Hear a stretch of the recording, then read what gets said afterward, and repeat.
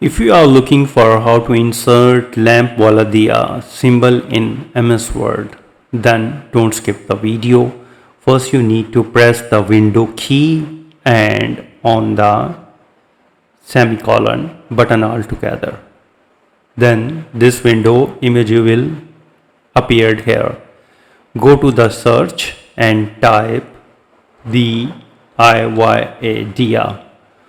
and then you will see that. Click on that and here is the symbol inserted. Select it and go to the size as you change. You can change the color as well. In the second method, go to the Home tab, click on the Font section and scroll down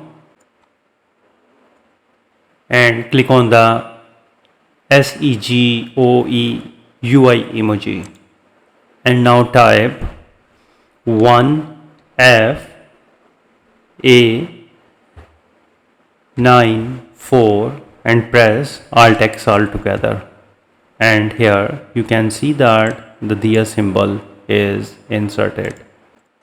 So in this way you can easily insert lamp symbol Diya in MS Word. If you think this video is helpful, please support my channel. Thanks for watching.